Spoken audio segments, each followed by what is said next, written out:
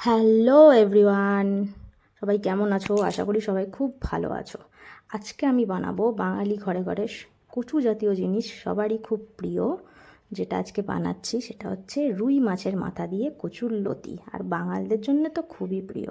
তো ওয়েলকাম সবাইকে। দেখো আমি কিভাবে বানাচ্ছি।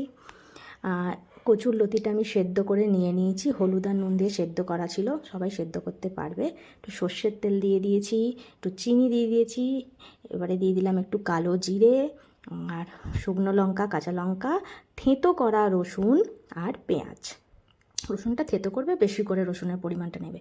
তারপরে আমি একটু ভাজা ভাজা করে নিয়ে এবারে মশলা দিয়ে দিলাম, হলুদ গুঁড়ো, লঙ্কা গুঁড়ো, জিরে গুঁড়ো। এরপরে আমি লতিটা দিয়ে দিলাম, আর মাথা আমি ভেজে রেখেছিলাম সেটাও দিয়ে দিলাম। ভিডিওগুলো আমি খুব কম সময়ের মধ্যে দেখানোর চেষ্টা করি আর খুব তাড়াতাড়ি। আর একটু লঙ্কা গুঁড়ো দিয়ে দিলাম যাতে তোমাদের দেখতেও ভালো লাগবে। আর মশলাটার মধ্যে আমার নুনও দেওয়া ছিল।